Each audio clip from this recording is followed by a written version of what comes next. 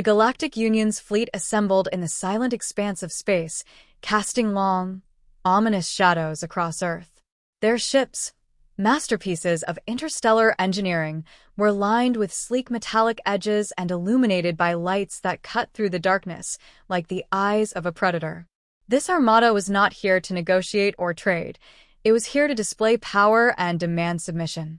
Earth, a planet that had only recently become a curiosity in the galaxy, was now seen as an unknown variable, a death world, they called it, with its treacherous climate, fierce wildlife, and countless disasters. Yet, for all the tales of its resilience, it had no visible planetary defense system. Supreme Commander Vrel stood at the helm of his flagship, the Ascendant Sphere, an imposing figure with reptilian scales that gleamed a polished onyx under the ship's internal lights. His eyes, slits of molten gold, were locked on the swirling blues and greens of Earth. This planet, primitive by the Union standards, had intrigued and baffled him. It had no shield generators like the protected core planets, no orbital defense rings bristling with weaponry. It appeared vulnerable, ripe for the taking. Commander, his second-in-command, Dresk, a wiry being with segmented limbs and multifaceted eyes that reflected the data streams around him, said, "The preliminary scans are complete. We detect no significant defensive measures." Vrela's thin mouth curled into a smirk. "They are naive to rely on luck and myths. Prepare the transmission." The command echoed through the ship, activating a signal that would reach every corner of Earth. Televisions, radios, phones, and electronic billboards across the globe flickered and shifted, showing Vrela's severe visage framed by the star-dotted void of space. His voice resonated, deep and commanding. "People of Earth, I am Supreme Commander Vrel of the Galactic Union. Your world has been observed and found wanting. Surrender now, and you will be integrated peacefully. Resist and face consequences you cannot imagine." The message left a heavy silence in its wake. In cities around the globe, people stared up at screens with expressions that ranged from fear to disbelief. Yet the pause didn't last long. It took mere moments before the internet exploded with a mix of reactions: memes mocking Vrela's appearance, threads debating Earth's chances, and videos of people calmly sipping tea while captioned with the words, "They really don't know us, do they?" In a war room deep beneath the Pentagon, General Marcus Tannenbaum watched the broadcast replay, his jaw set but eyes sparkling with a mix of tension and something akin to excitement. The room hummed with controlled chaos as analysts and military officials exchanged rapid-fire updates. At his side stood Dr. Alara Finch, an astrophysicist whose keen intellect had been the cornerstone of many of Earth's most daring innovations. Her curly dark hair was pulled back tightly, and her green eyes darted between screens filled with data. "So, they've finally shown their hand," she said, folding her arms. "How predictable." General Tannenbaum's face broke into a rare grin. "And how wrong they are." He turned to his chief communications officer. "Patch me through to our international allies and prepare for Project Horizon." Dr. Finch nodded, her expression serious but determined. Project Horizon was Earth's last line of defense, a plan developed not in response to an immediate threat, but in anticipation of a moment like this, when Earth, against all odds, would face a superior force. Unlike the grand displays of technological prowess that defined the defenses of other galactic powers, Project Horizon relied on something more profound: ingenuity, resilience, and the element of surprise.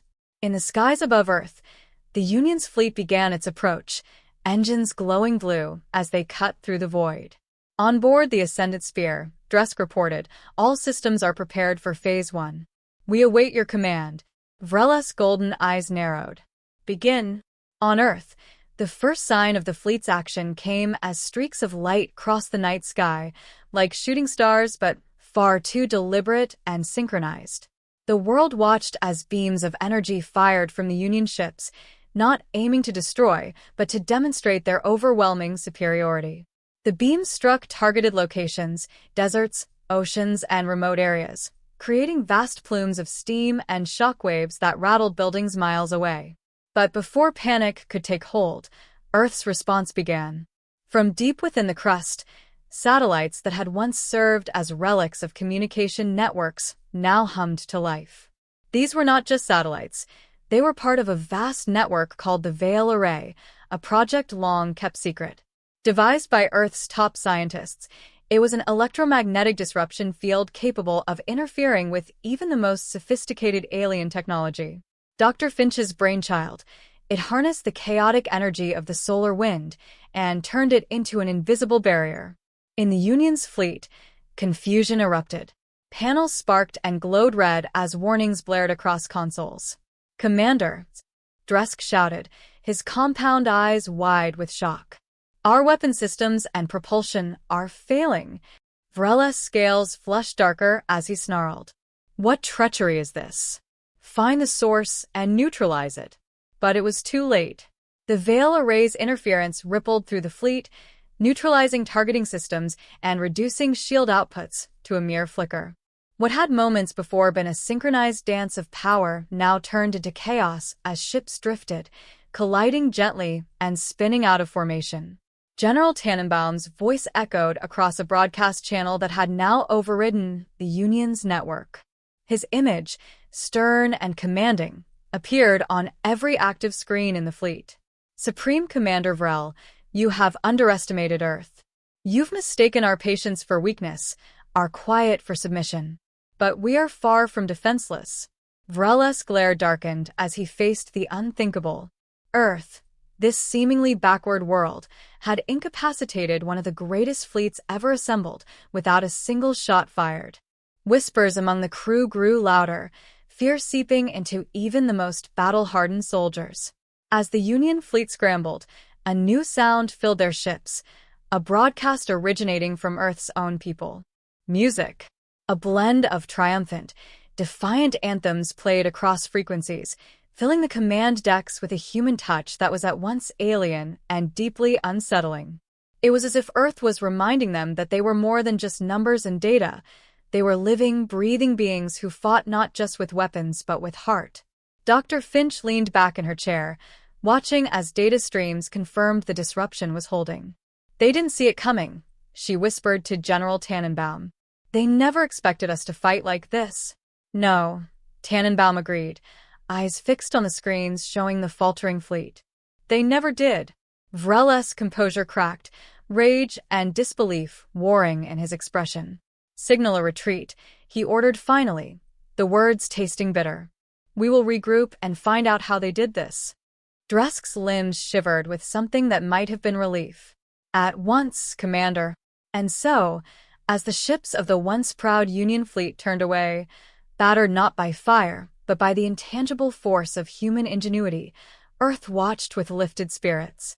Across continents, people cheered and hugged, the collective breath of billions released at once. They had faced the unknown and prevailed, not with brute force, but with the boundless creativity that had defined them since the dawn of time. In the Pentagon, the war room was quiet as the immediate danger passed. General Tannenbaum exhaled, looking out through the reinforced glass at the stars beyond. "They'll be back," he said, half to himself. Dr. Finch nodded, a smile breaking her serious demeanor. "Yes, but next time, they'll know better than to underestimate us." And in that moment, Earth stood as more than a death world. It was a beacon of resilience. It was a reminder that while others might build walls and weaponry, true defense was in the spirit of a world that knew how to survive against the odds and dared anyone to try to take that away. As the fleet's lights receded into the blackness, a hush swept over the command centers and war rooms scattered across the globe. The fight had been short, unexpected, and won without a single casualty. But the victory didn't mean the end of Earth's challenges. It marked the beginning of a new era. Dr. Alara Finch gathered her notes and stood at the center of the Pentagon's war room. The room buzzed with subdued energy, analysts double-checking the systems that had executed Project Horizon, engineers whispering excitedly as they recounted the precise timing of the Veil Array's activation. She turned to General Tannenbaum, who stood silently, his eyes fixed on the digital map displaying the final positions of the retreating fleet. "Marcus," she said, using his first name for the first time in months. "We did it." He nodded slowly, a smile ghosting across his lips. We did. But we can't be complacent. Today, we were the unpredictable underdog. Next time, they'll come prepared. Outside, the news spread like wildfire. From the skyscrapers of Manhattan to the crowded streets of Mumbai and across the windswept plains of the outback, humanity celebrated with a ferocity that echoed the primal survival instinct embedded in their DNA. This wasn't just a victory against an alien armada. It was a testament to who they were, to what they had always been: resilient, adaptive, and fiercely independent. In a small cafe in Paris, an artist sketched a caricature of Supreme Commander Vrel, adding exaggerated horns and a speech bubble reading, "Next time, let's bring a white flag." The cafe patrons erupted in laughter, raising their glasses in a toast. Across the Atlantic, in a bustling New York newsroom, journalists hurriedly typed out headlines that would go down in history: "The Day Earth Stood Its Ground" and "Human Ingenuity, the Real Homeland Defense." But while celebrations continued, in the high corridors of power, plans were already being drawn for the future. Dr. Finch convened with the leading engineers, physicists, and military strategists to fortify Earth's position. The Veil Array had worked, but its secrets would not stay hidden for long. As capable as Earth had proven to be, they knew that the galaxy would be watching with newfound caution and interest. In the depths of the Galactic Union's command center, Vrel sat brooding in his quarters. The room was stark and metallic, every surface polished to a sheen that reflected his frustrated expression. His defeat was a humiliation that echoed across the Union. His failure to subdue what he had believed to be a primitive world was being dissected by Union leaders, each one questioning his strategy, his foresight, his competence. A sharp knock on the door jarred him from his thoughts. It was Dresk, holding a data pad with his segmented limbs, his eyes shimmering with apprehension. "Commander, the High Council requests your presence. They want a debrief on the Earth campaign." Vrel clenched his jaw, but nodded. "Tell them I'll be there." The High Council chamber was a vast space lined with representatives from every major species within the Union. Crystalline beings with refracting bodies glistened in the low light, and the Cerealian dignitaries glowed softly with their bioluminescent hues. The council members' faces were a mosaic of discontent, confusion, and restrained fury. "Commander Vrel," began High Chancellor Cura, her voice like polished steel, "explain how Earth, an unallied and technologically primitive world, repelled the might of our fleet without firing a single shot." Vrel bowed his head, his voice tight with controlled anger. "They harnessed a disruption technology, a field that neutralized our most sophisticated systems. Their resilience, it seems, is not limited to their environment." The chamber buzzed with murmurs. Cura raised a hand, silencing the crowd. "We underestimated them. But now, we must learn from them. The humans have shown us that there are forms of power beyond what we have acknowledged. Adaptability, ingenuity. We must be prepared for such tactics, or they will be our downfall." As the council deliberated, Vrel stood rigid, the humiliation still raw. Yet, beneath his anger, a spark of reluctant respect began to flicker.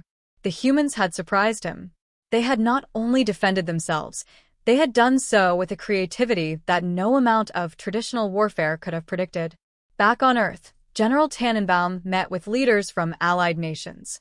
A screen behind him displayed a three-dimensional model of the Veil Array, its orbit marked by blue lines intersecting at key points around the planet. "This array was only part of the answer," he said, his voice commanding attention. "We need to invest in our people, in fostering the kind of innovation that turned a potential defeat into a victory." Dr. Finch added, "The galaxy now knows we're not just another world. We're a world of thinkers, of fighters, of survivors.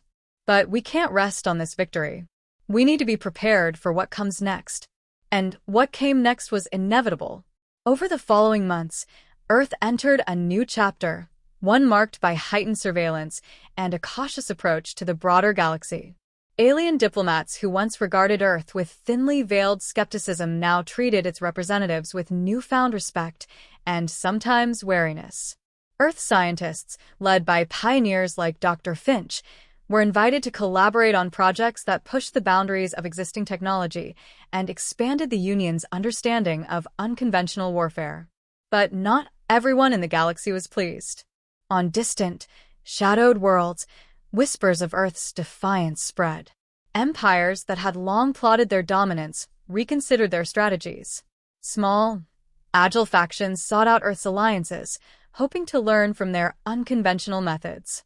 It was clear that the ripple effects of Earth's stand against the Galactic Union were only just beginning. In a small apartment overlooking the Thames, Dr. Alara Finch sat with her feet propped on the sill, watching the reflection of city lights on the water. A notification pinged on her holopad, a message from General Tannenbaum. "We're ready for whatever comes next. Thank you for being part of this journey." She smiled, taking a sip from her mug, the weight of the past months settling comfortably on her shoulders. Earth was no longer a mirror in the vast cosmic landscape. It was a force to be reckoned with, a testament to what could be achieved when innovation met determination.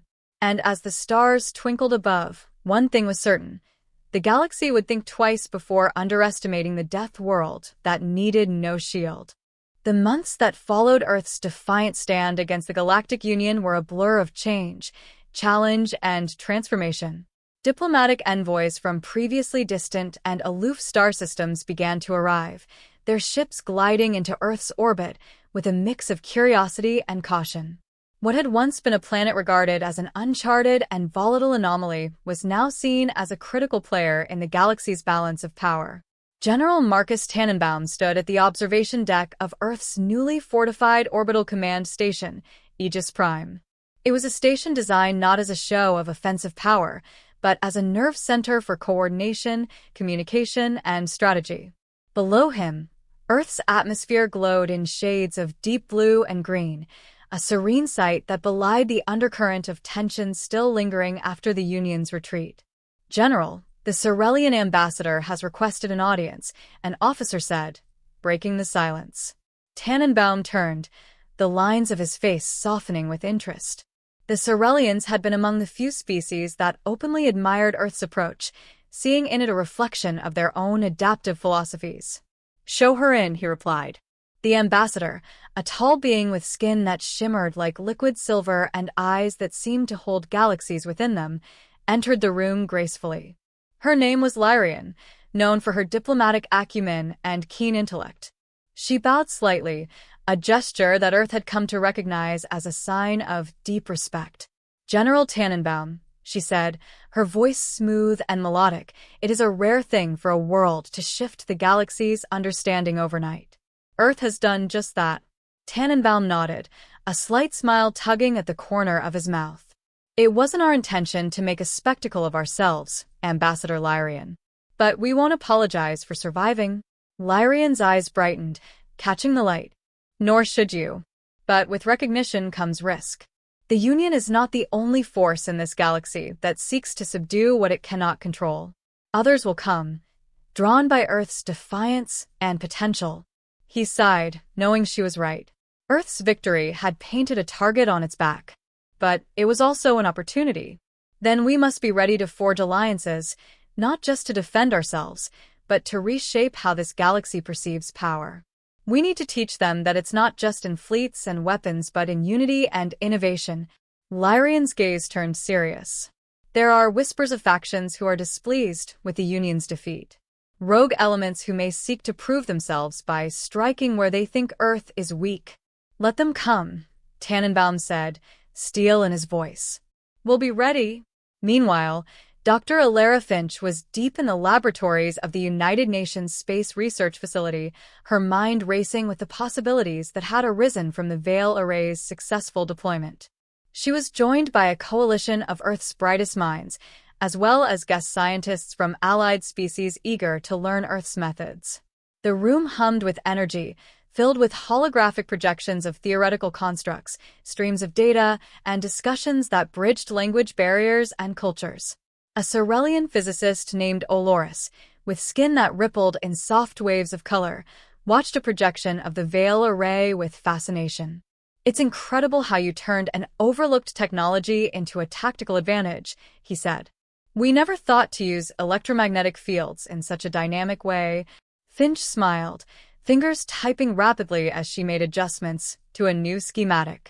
On Earth, we've always had to work with what we have. When nature throws hurricanes, earthquakes, and droughts at you, you learn to think on your feet or you don't survive. Oloris nodded, a look of understanding passing between them. Adaptation as defense. A lesson many will remember. But while alliances grew and knowledge spread, shadows moved in the corners of the galaxy. On a distant moon in the Serpentis cluster, a secret meeting was held. Dark figures gathered under the glow of bioluminescent fungi, their features obscured by hoods and shadows. These were leaders of splinter groups, factions that believed the Union's defeat was a sign of weakness, a chance to reclaim power through other means. We underestimated them once, a voice hissed, resonant and cold. It belonged to a being known only as Kraltek, a strategist whose allegiance was to conquest alone. We won't make that mistake again. Earth's ingenuity is dangerous. But like all fire, it can be extinguished. The assembled leaders exchanged knowing glances, their motives clear. They would strike not with brute force but with cunning, aiming to fracture Earth's newfound alliances and sow discord from within. On Earth, unaware of these looming threats, life found a new rhythm. Cities that had watched the Union's retreat from rooftops and streets resumed their routines, but with a subtle undercurrent of pride and vigilance.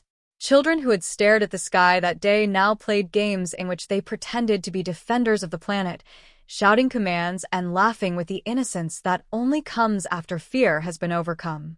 In the war room of Aegis Prime, General Tannenbaum stood with his hands behind his back, watching as new data scrolled across the massive central display. Reports of unusual activity in distant systems, whispers of rogue factions, and intercepted transmissions from the Serpentis cluster suggested that Earth's next challenge was already taking shape. Dr. Finch appeared on the screen, her face lit by the cool glow of the research lab.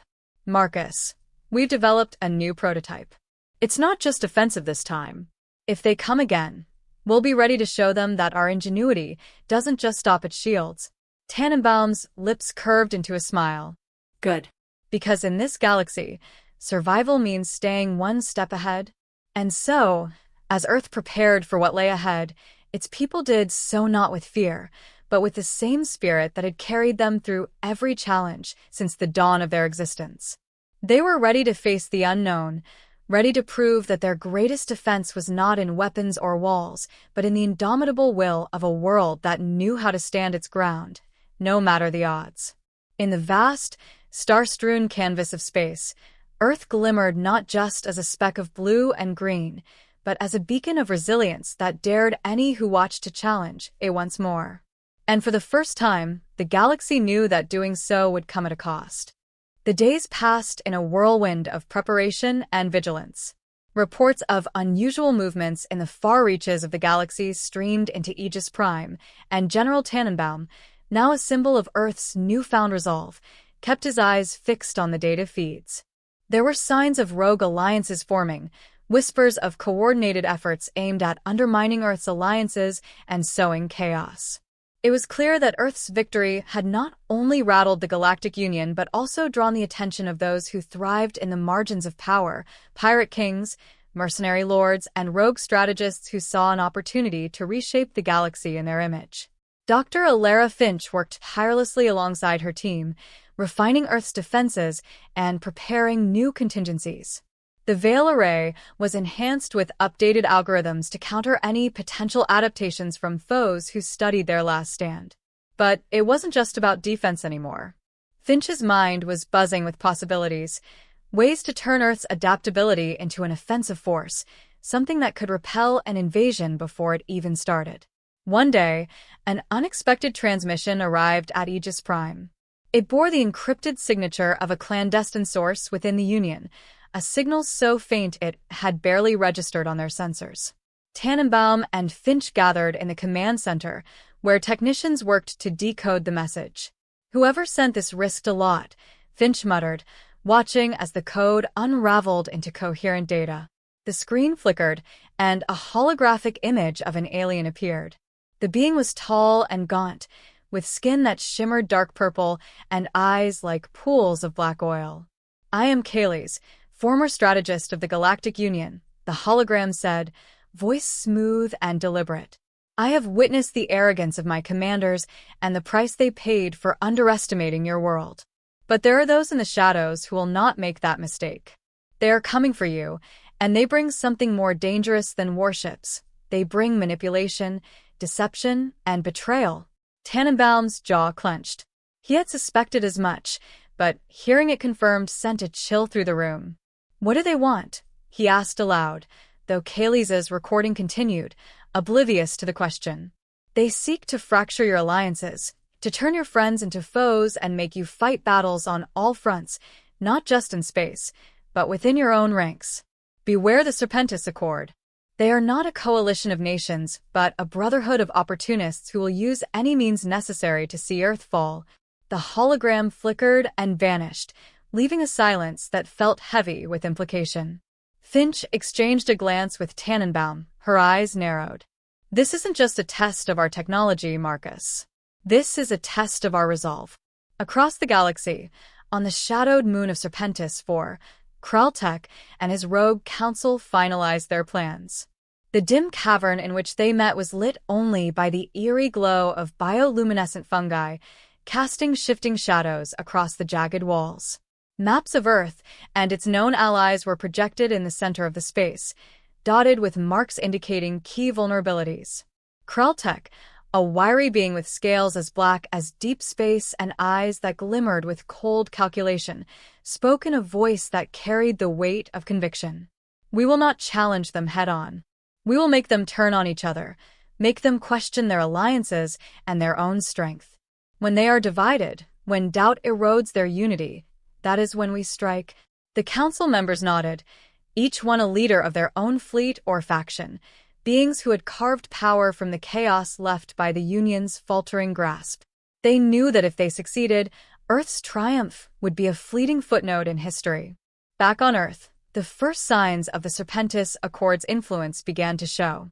Diplomatic transmissions between Earth and its allies were intercepted and altered, carrying false accusations and misleading information. Rumors spread that Earth was secretly developing technologies meant to overpower not just its enemies, but its allies as well. Dr. Finch and her team worked around the clock to identify the breaches and trace them back to their source. But every time they made progress, new waves of disinformation sprang up, as if their enemies were always one step ahead. Alliances that had seemed unbreakable grew tense, ambassadors from allied worlds demanding explanations and concessions. In one heated meeting between Earth's representatives and those of the Cerelians and Andorians, tensions boiled over. "You expect us to believe that these leaks are fabrications?" an Andorian diplomat with metallic silver skin asked, his eyes narrowing suspiciously. "We've seen the plans, Finch. Weapon systems beyond defensive needs, technologies that threaten the balance of power." Finch's voice was steady, but her heart pounded. "Those are forgeries. If you know anything about us, you know we don't seek domination. We seek survival."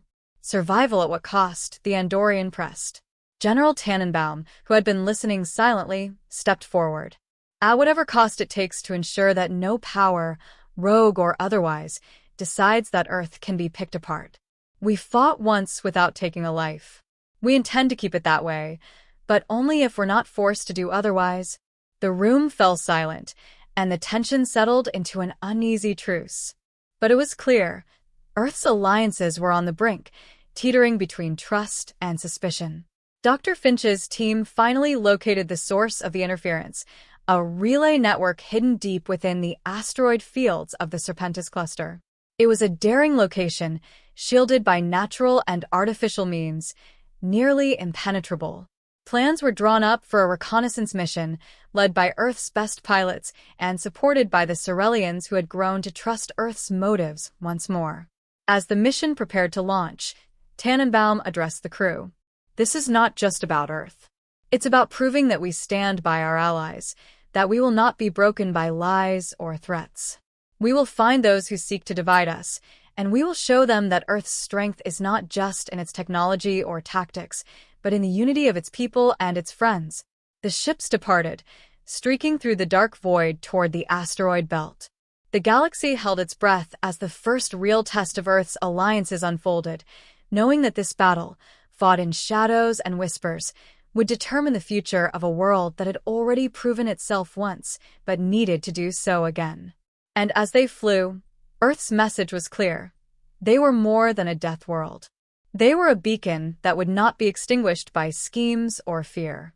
The galaxy had been warned, and this time, Earth would show it was prepared for whatever came next.